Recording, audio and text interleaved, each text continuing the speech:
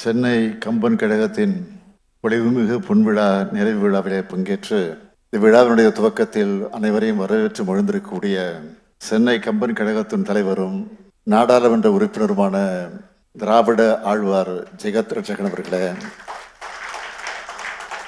மாண்புமிகு மூத்த அமைச்சர் அண்ணன் துரைமுருகன் உள்ளிட்ட அமைச்சர் பெருமக்களே, முன்னாள் இந்நாள் சட்டமன்ற நாடாளுமன்ற உறுப்பினர்களே, அன்பிற்கினிய தோழர் முத்தரசன் அவர்களே, விருதுகள் பெற்றிருக்கக்கூடிய கவி பேரரசு மதிப்பிற்குரிய வைரமுத்து அவர்களே, பேராசிரியர் ஞானசுந்தரம் அவர்களே, அன்பிற்கினிய திரு பழனியப்பன் அவர்களே, பேராசிரியர் சாரதா நம்பி ஆரூரான் அவர்களே, சொல்வேந்தர் திரு சுகி சிவம் அவர்களே, மதிப்பிற்குரிய திரு இலங்கை ஜெயராஜ் அவர்களே, அன்பிற்குரிய அண்ணன் திரைப்பட இயக்குனர் SP முத்துராமன் அவர்களே, சிறப்புரையாற்றிருக்கக்கூடிய முனைவர் பாரதி கிருஷ்ணகுமார் அவர்களே, தமிழ் அறிஞர்களே, தமிழ் சான்றோர்களே, என் உயிரோடு கலந்திருக்கக்கூடிய தலைவர் கலைஞர் அவர்களின் உயிரினும் உயிரான அன்பு உடன்பிறப்புகளே, பத்திரிகை மற்றும் ஊடகத்துறை சார்ந்த நண்பர்களே, உங்கள் அனைவருக்கும் என்னுடைய அன்பான மாலை வணக்கம். கம்பனுக்கு சிடையப்ப வள்ளல் போல் கம்பன் கழகத்துக்கு நமது திராவிட ஆழ்வார் அருமை சகோதரர் ஜெகத் ரட்சகன் அவர்கள் இந்த விழாவுக்கான அழைப்பிதனை என்னிடத்தில் வழங்கிய போது என்னுடைய பெயருக்கு முன்னால் நடையில் நின்றிய நாயகன்னு போட்டிருக்கு. நடந்து நடந்து மக்களை சந்திக்கிறதுனால இந்த பட்டம் கொடுக்குறாங்களோன்னு நான் கேட்டேன் அவரிடத்துல. அவர் சிரிச்சுக்கிட்டே சொன்னார், இது கம்பராமாயண வரின்னு சொன்னார்.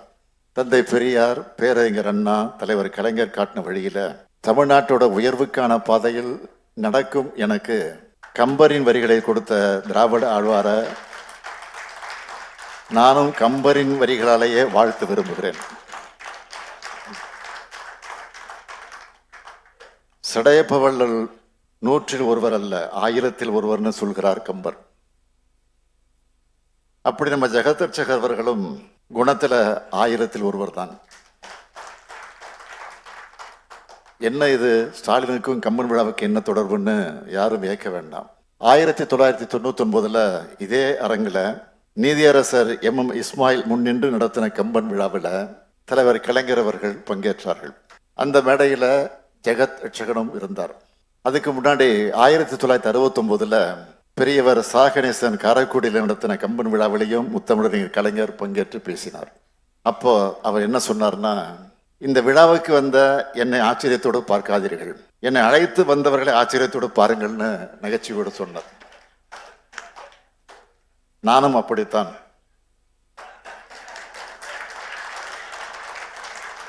கம்பரின் தமிழுக்காகவும் ஜெகத் ரட்சகன் அன்புக்காகவும் இங்கே வந்திருக்கிறேன். இந்த சென்னை கம்பன் கழகத்தோட பொலிமிகு பொன்விழா, அதனுடைய நிறைவாக அறிஞர்கள் பலரும் விருதுகள் பெற்றிருக்காங்க. ஆழ்வார்கள் ஆய்வு மையத்தினுடைய கவி சக்கரவர்த்தி கம்பர் விருதை நம்முடைய கவி பேரரசு வைரமுத்து பெற்றிருக்கிறார். அவருக்கு என்னுடைய மனமார்ந்த பாராட்டுக்கள், வாழ்த்துக்கள்.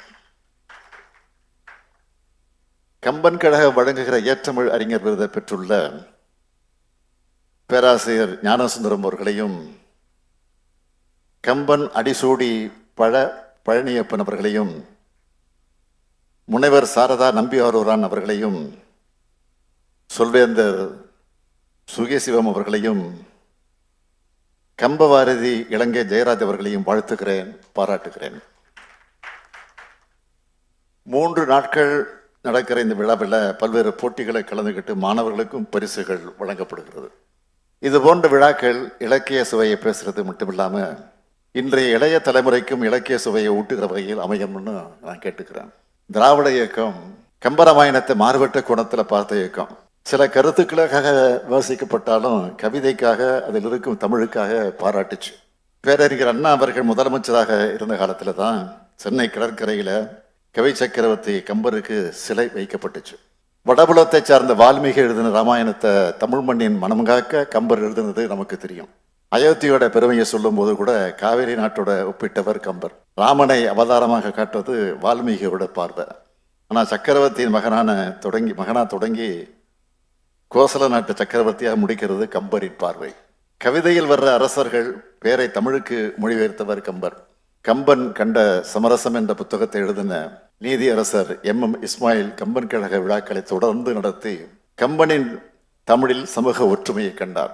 நதிகள் பலவாக ஓடி வந்தாலும் அது வந்து சேர்வது கடல்தான். அதுபோல வேறு வேறு கடவுள்கள் இருந்தாலும் நோக்கம் ஒன்றுதான் என்ற பொருள்ல கம்பர் பல பாடல்களை பாடியிருக்கிறார். 1989ஆம் ஆண்டு இதே கம்பன் கழக விழாவில் உரையாற்றின தலைவர் கலைஞர் அவர்கள் கம்பனின் கவிதைகளில் தீட்டிய கனவாம் வளம் குழிக்கும் திருநாட்டை உருவாக்க உறுதியேற்போம்னு குறிப்பிட்டார். வன்மை இல்லை, ஓர் வறுமை இன்மையால்னு கம்பர் சொன்னார். அப்படி வறுமை இல்லாத மாநிலமாக தமிழ்நாடு இருக்கு. சமூக வளர்ச்சி குறியீடுகள்ல முன்னணி மாநிலமா இருக்கு. பொருளாதார வளர்ச்சி மிகுந்த மாநிலமா இருக்கு. இதுதான் கம்பர் கண்ட கனவு.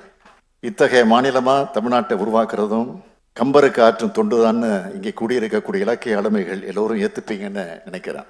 விருதுகள் பெற்ற எல்லாருக்கும் என்னுடைய வாழ்த்துக்களை மீண்டும் சொல்லி, கம்பன் கழக விழாக்களை மிக சிறப்பாக நடத்தி வரக்கூடிய திராவிட ஆழ்வார் ஜெகத்ரட்சகன் அவர்களையும் மனதார பாராட்டி விடைபெறுகிறேன். நீங்கள் உங்கள் பணியை தொடர்க, நான் என் மக்கள் பணியை தொடர்கிறேன். நன்றி, வணக்கம்.